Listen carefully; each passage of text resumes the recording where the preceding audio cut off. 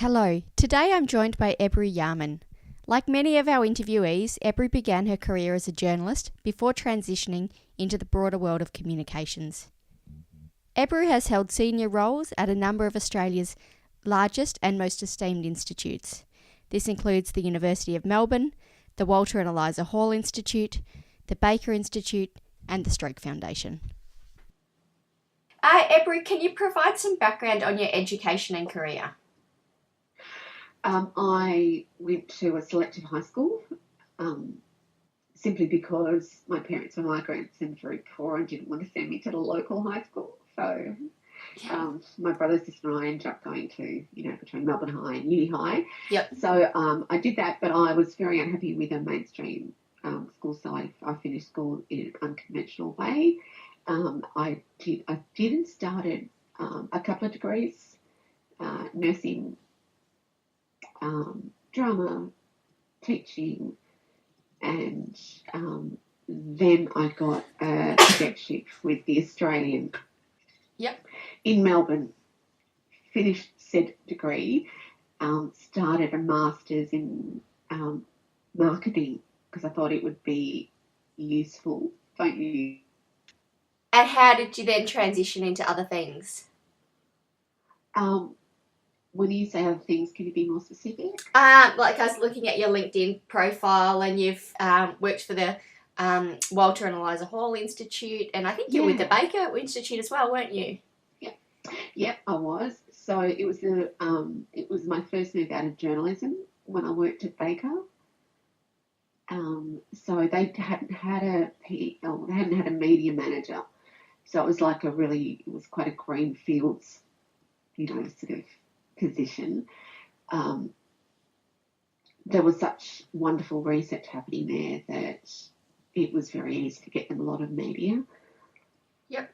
And I spent 3.5 years there, and then it just became, by accident, I ended up, I hesitate to use the word specialising, but I ended up, I found myself in media roles that involved science, medical health. Do you know, I interviewed a lady, Susanna Talaveski, who's the media and comms manager with the Baker Institute now. Do you know Susanna? No, I don't. Okay. I don't. Oh, I left in 2009. Yeah, I think she's fairly new to the role. Oh, okay. Yeah. Yeah. I know that somebody they had went to the CSIRO. I keep a half eye on them sometimes, just out of interest. Yeah. But no, I don't know at all. So where does that bring us up to? You're now working for Melbourne Uni. Is that correct? Yeah, yes, I am, and I'm on a casual contract. So it's not a full-time position. It is, kind of capped in terms of, and that is the way I would like to work in the future. It is called the University of Melbourne Centre for Cancer Research. Yep. And opened as part of the VCCC, the Victorian. I think we spoke about it yesterday. Anyway, you know what I'm talking about, the Centre for Comprehensive Cancer Research. Yep. So they were looking for somebody 1 day a week, and really kind of needed 2 days a week. So I've started that just a few weeks ago. I've done 4 days there, and it'll dry up in June. But for me, that is the way I would really like to work, short-term contracts with people and research that I really admire. Yep. What's the appeal of short-term contracts for you? I think it is 35 years of working almost full-time. Yep. Yep. Grown-up children, and also, look, I don't know if you want to use this or not, Susie, but the introduction of KPIs in the world of media is a very fraught thing. And I've thought about this a lot during my career because they weren't there before. And media is it's fluid. Yep. So to have to chart exactly who you've contacted and what your responses have been it's actually really an admin job. because what you do if you understand media and you still have contacts in media, which I do, is respond to where the opportunities are. Yep. So to have somebody tell you that you can launch something that is really under the radar 2 weeks from now and have to document who is going to turn up is it's the most unreasonable thing to ask. Okay. Because in that time, somebody can, drive their car through Burke Street. Somebody can blow somebody up. Something else can happen. And all those plans that you've spent all this time putting in place, so you please somebody so they can tick a box. Mm-hmm. Yep. It's meaningless. To have a plan, a media plan is certainly important. But to actually expect things to go according to that plan that you have been encouraged, I'm going to say in the most gentle way, to report, it is meaningless on the day. But what that plan does, and I've found this in jobs before, is it ties you to the outcome that they were going to expect. You can't deliver that. Yeah, okay. It's impossible to deliver that. And I think there are other times in between when you're making plans that your opportunities to promote the organisation you're working for, that's where they exist. Yeah, okay. That's interesting. No one else has spoken about that. And obviously as a new graduate, that's sort of not stuff that I'm really aware of. Okay. So, yeah, okay. My next question is a really broad question, but I've got lots of different answers to it. Within the field of professional communications, there are a number of different terms that are used, and sometimes they're used interchangeably, sometimes not. I was wondering if you can share your understanding of a few of them. Yeah, I'd love to. Yeah, so a media communications advisor or manager. What does this person do? It's less what they do and more what they're paid often. So it's really about recognising the person in the role that they're in and giving them a name for that. Well, an advisor, it is very interchangeable. Often it's about a pay scale. Mm-hmm. I'm sorry, it's not more romantic than that, but it isn't. No, that's fine. That's good to know. So, so there's no marked difference between somebody who calls themselves a media and communications manager and somebody who's just, I guess, a general PR practitioner?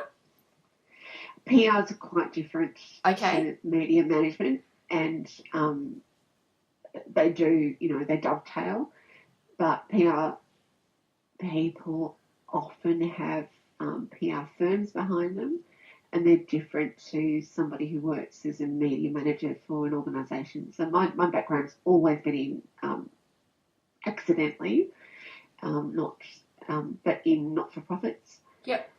So PR companies, I think, are squeezing themselves out of the market because they are wildly irritating. Actually, two other people have said that, something along those lines. What do you mean? Oh, yeah. What do I mean? They will...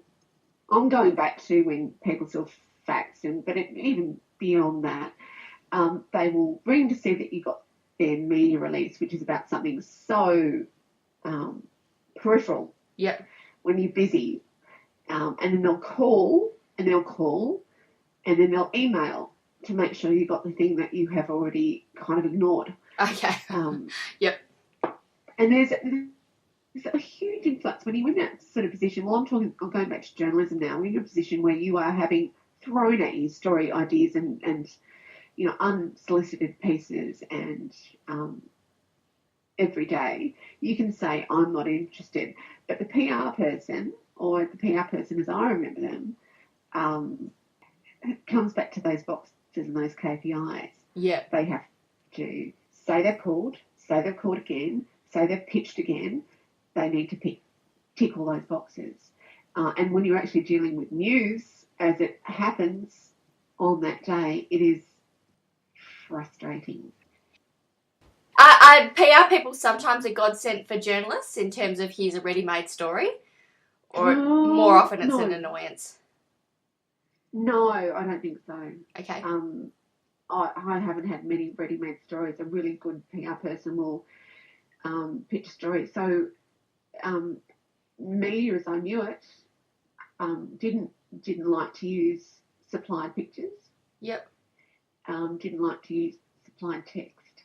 Okay. But if somebody's really good, they can say, I can do X, Y, and Z. So maybe regional papers actually pick up copy and place it. Yep.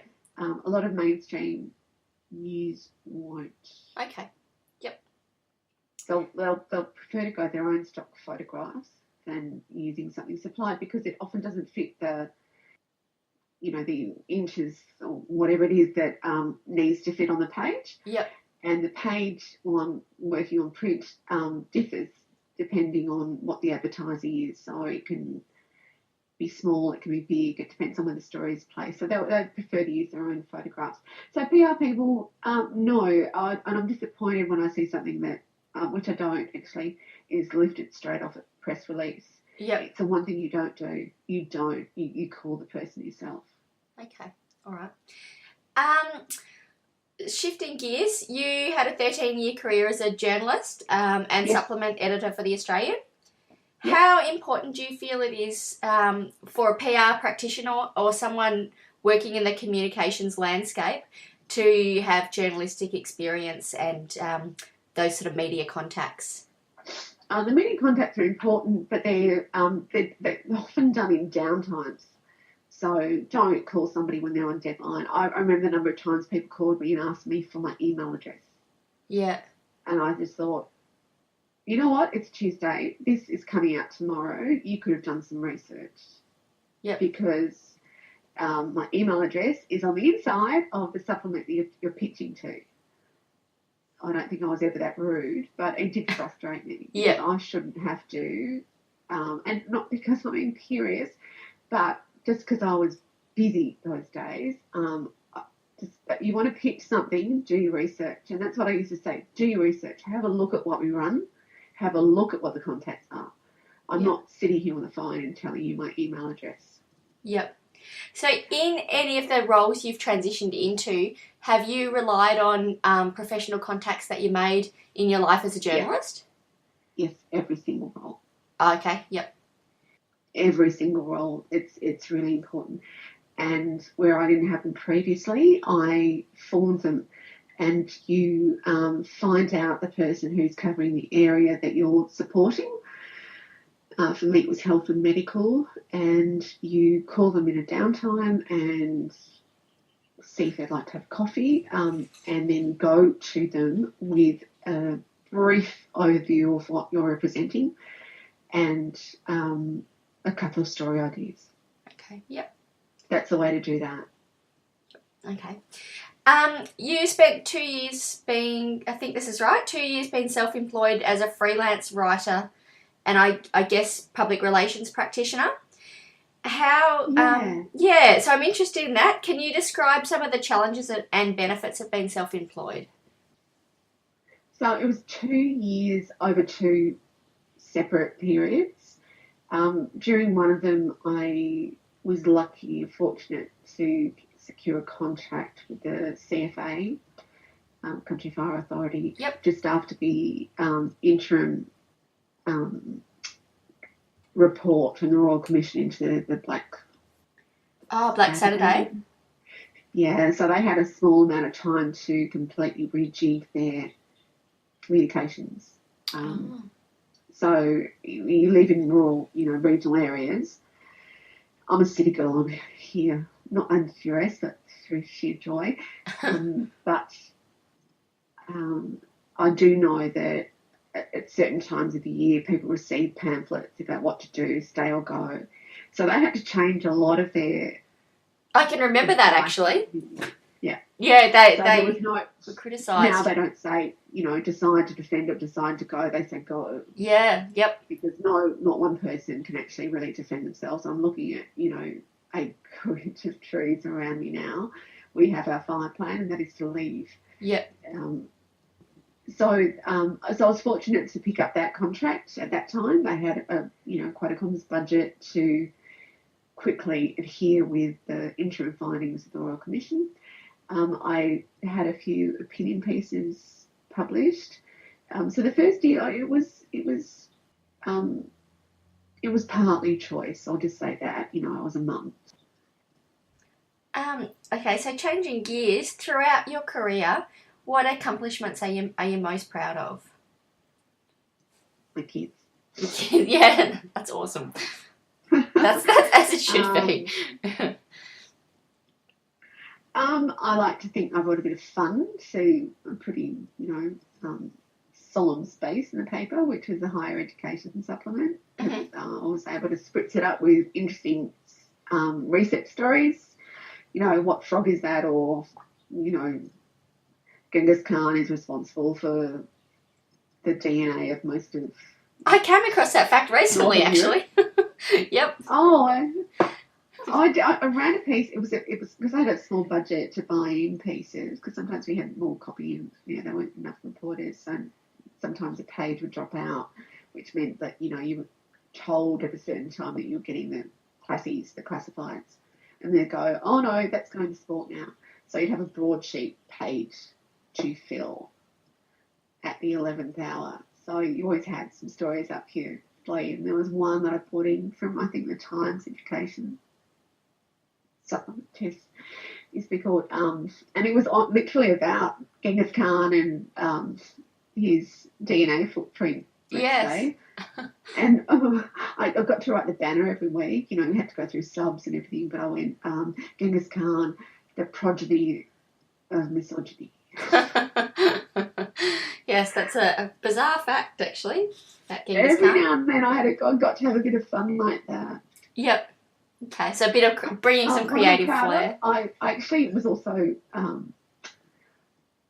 my voice, I don't say things like this about myself very often. I was quite a good mentor to younger journalists. That's nice. And they still keep in touch. And when I say younger, they're only about 10 years younger, but and they still keep in touch. And I've been to a couple of weddings and babies' showers and stuff. There were only a few, but and I made some lifelong friends. Yep. Just through that. There is kind of there's a fraternity or some other word that isn't so male that runs through people who have survived the same newsroom, the same groping editor. Right. Not literally, I hope. Some nice things. I wrote some nice things. Yep. I've read a few of your pieces, actually. You wrote a really lovely piece about your son that I read. Oh, okay. Yeah, that was when I was, inverted commas friend. I didn't take any money for that. And I ran it on my son as well. Yeah, nice. What, if anything, are you still keen to achieve in your career? Oh, gosh. Lovely question. I would like to do more of what I'm doing. Sure, because I can see where there are areas of research that can be more highly promoted. I quite enjoy that. I would like to do more of my own writing. I went into journalism because I thought it was about writing, and it's about writing about 25% of the time. Most of it's about reporting. Yeah. I didn't have that just gun killer instinct. I couldn't use a contact. So there were a lot of things that didn't fit well with me. So I ended up being, put quite nicely away to do what I could do well, which was quite a senior position. I don't regret or resent any of it. I was not that investigative reporter because that takes, let's just say it takes balls and balls, and I was prepared to develop in my career. I would like to write some more, and I'd like to comment more. So I have done in the past on what I see as folly in terms of education policy. Yep. Certainly autism's been a high functioning, they call it. Yep. They don't use the term ASPE anymore. One thing I really want to do and complete is there are no stats on where people with what we call high functioning autism end up. What are the suicide rates? What are the employment rates? Yeah, right. what's the general happiness rate, basically. So they're things that I'm yet to achieve. And, I'm not going to say novel because I'll sound like an absolute cliche. Well, they always say that there's two types of journalists, those who want to be editor and those who'd rather be off writing a novel. So maybe you fall into that camp. I had a fabulous, we're out of touch now, but for years, Gideon Haigh, he's the most beautiful writer. And just, looking up Gideon Haigh, he's a cricket writer, a business writer, and just an all-round one of Australia's greatest intellects, I believe. I asked him one day, I used to have lunch with him every Friday in the 5 weeks before my daughter was born at a little cafe in Carlton. And, there I'm like just barely able to fit behind the table. And I said to Gid, when are you going to write a novel? Nobody writes like you do. And he said, Ebru, there's a novel inside every journalist. Yeah. And I looked at him and he said, and that's where it should stay. Oh, no. That's a bit harsh. No, I was asking about his novel. It stayed with me. It was hilarious. Because journalists often don't make really good novelists. That's funny. There you go. Professional development. What have been the biggest challenges in the communications industry since you started, and how do you stay abreast of those changes? Excuse me. So not working full-time in a full-time role at the moment. I'm managing to dodge that. But I will go back to something which I think we'll all look back as folly. They're called KPIs, key performance indicators. Yep. They put a degree of they try to measure what is immeasurable. So that is very difficult for any communications person. Yep. So we talked before about PR people and how irritating they're, because they need to tick their boxes. So they've called again, they've sent an email, and they've faxed, and they've or called again to make sure you got their first call. Now they're doing that. I have a lot of empathy for it, because they have to be able to say they did all those things. But those things are sometimes just counterintuitive and counterproductive. Yep. Okay. All right. Yeah, that's the biggest one for me is how you measure. It's like trying to hang on to water. When it's difficult. So there has to be a better way to measure an employee's productivity. Yes. And effort than what are just pages and pages and pages of ticker box. Yes. I feel really strongly about this. I'm also going to say that they are designed to find fault. Okay.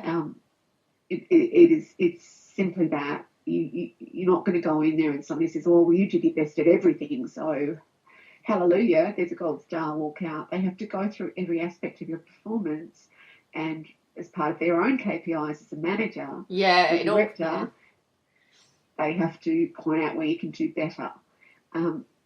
Now, I think all of that is absolutely valid. There has to be a better way of doing it. Mm-hmm. I think every industry is kind of going down that path to some extent. Watch them chuck it out the window to 10 years from now. It's been about 10 years, and it is, I think it's damaging to the workplace, to the employee and to the employer. Yep.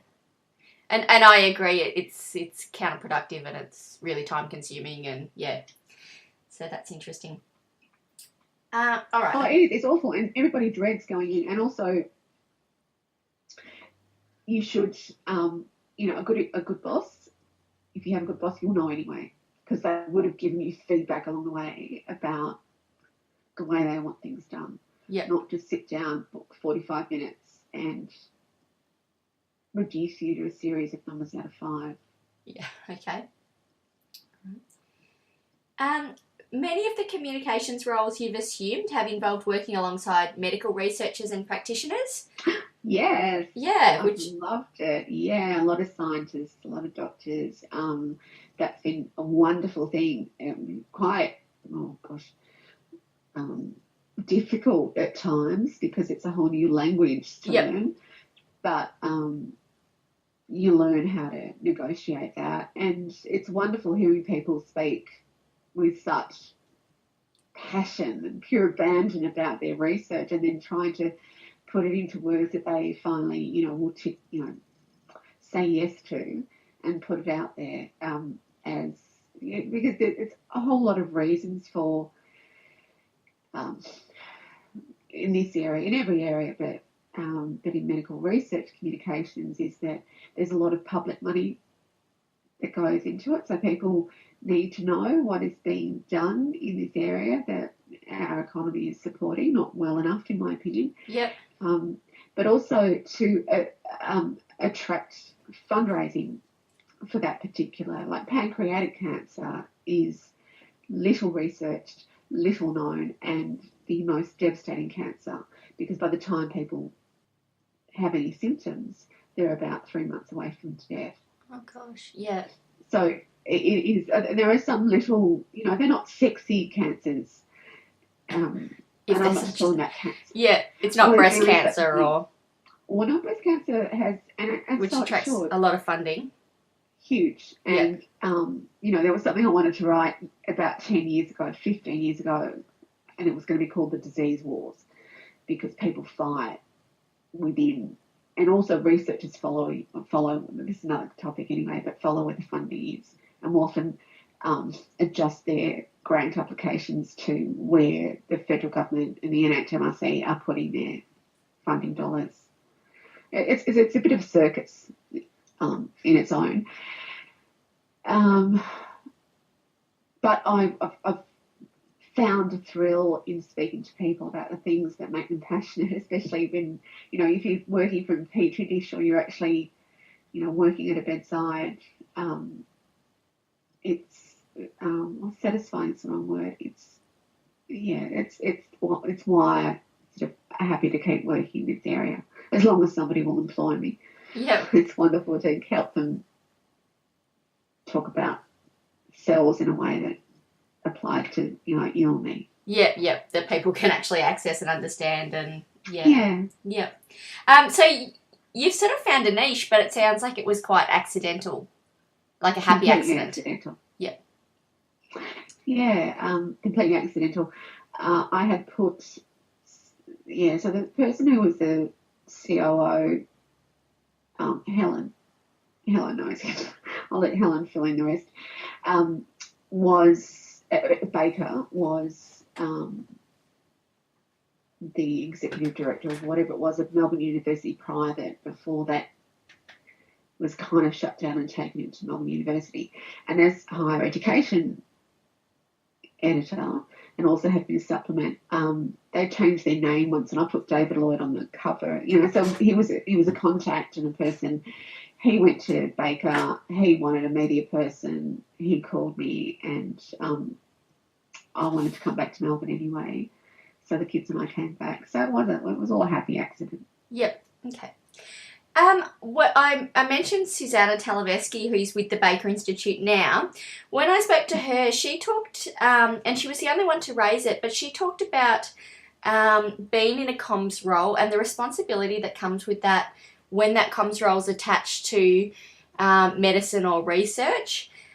She talked about the importance of being very delicate with language and avoiding inaccurate terms, sort of sensationalist terms like cure and breakthrough and stuff like that.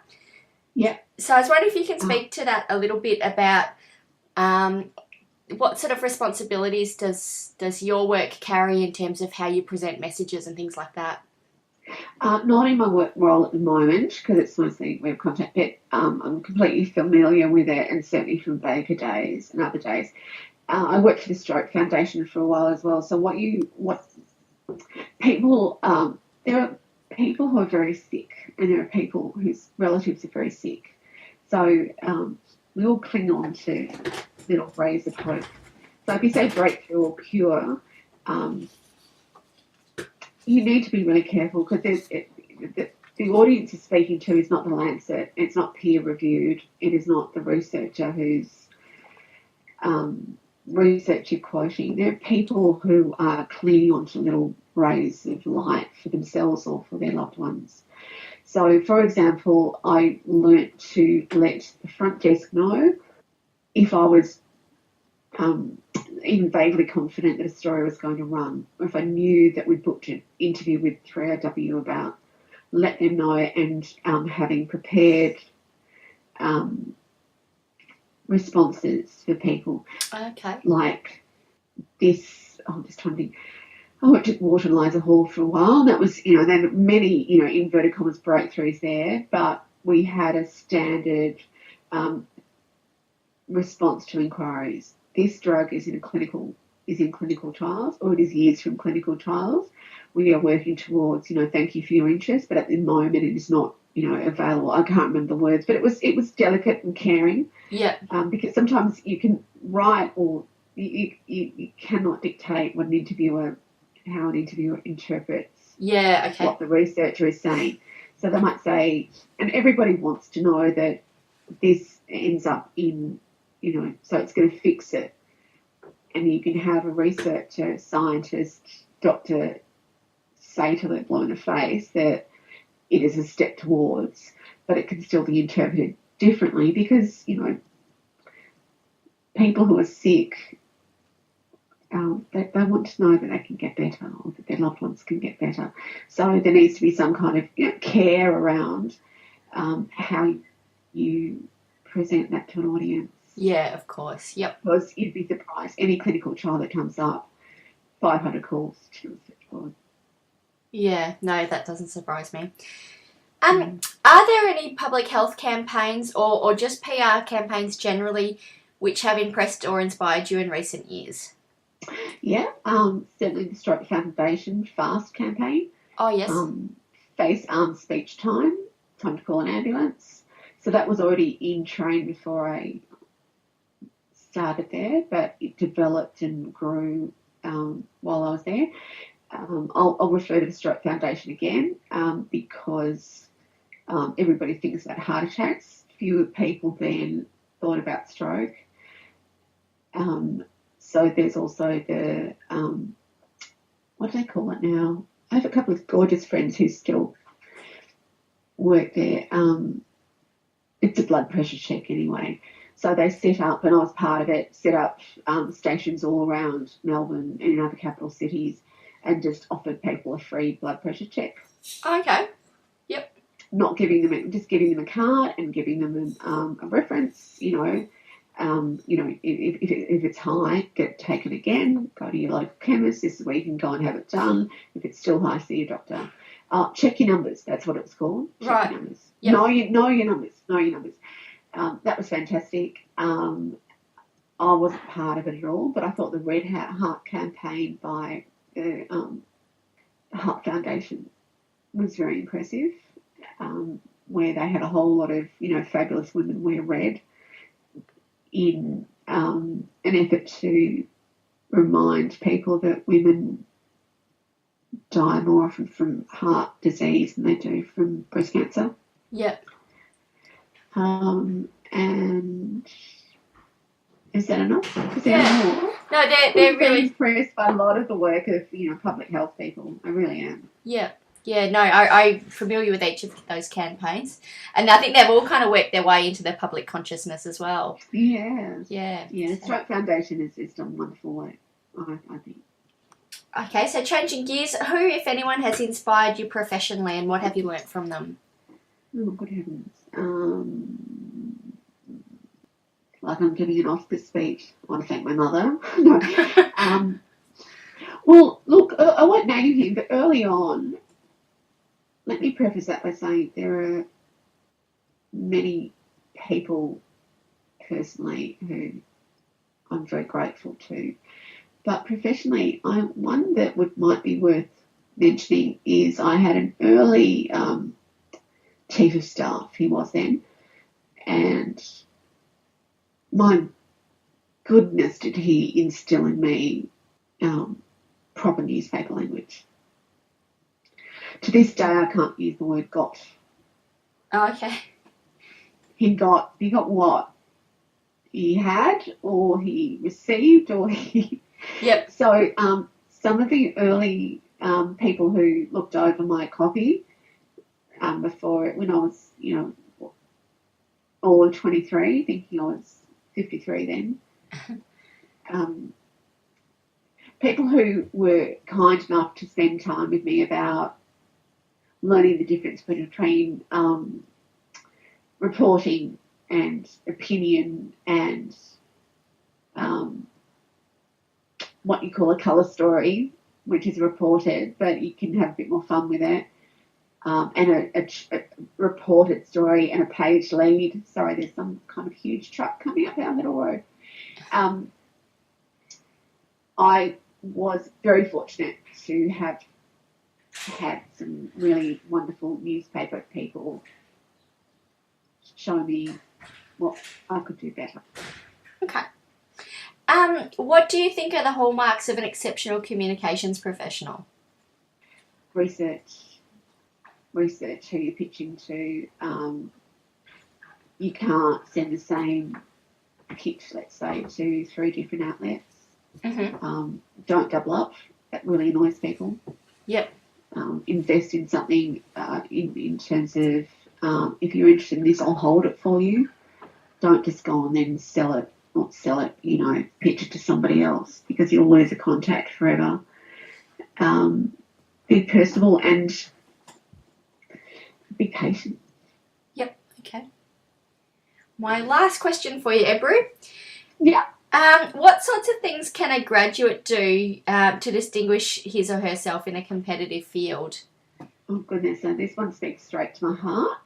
The graduate daughter. Yeah, I was just thinking that. Okay. Right. Get involved in your university or education areas, communications, whatever it is. A lot of unis and the like have radio stations, TV stations. Do your research, look around for internships. Yes. A lot of places. In fact, what I'd say is you should have started before you graduated. Yeah, okay, yep. Start it before that. Honestly, start it. Write something. See somebody, see if you can do work experience. But actually really don't leave it until you graduate. That would be my, maybe that's not helpful, but that would be my... No, that's really helpful. Yeah. I think there's this perception that you need to wait till you've got all the skills under your belt before you pursue anything. But actually, if you do that, you're in the same place as starting place as everybody else. And absolutely. So my daughter chased things, and she got work experience in year 11 or something at the Herald Sun, and her father, neither her father, or I had anything to do. We didn't know she'd done it.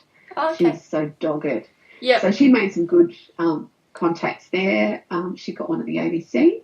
That was helped by, the fact that I knew who she could contact, and so did her father.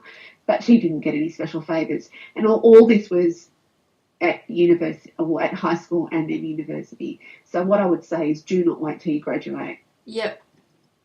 Okay. You stick your oar in the water. Yeah, okay. That's great advice. All right, Ebru, thank you. I've asked you a very exhaustive list of questions there. I hope I was of any use at all. Yeah, no, definitely. And I appreciate you talking to me, especially when you're not very well. So thank you. Thanks for listening to this interview. I hope it provides you with some insight, inspiration, and guidance.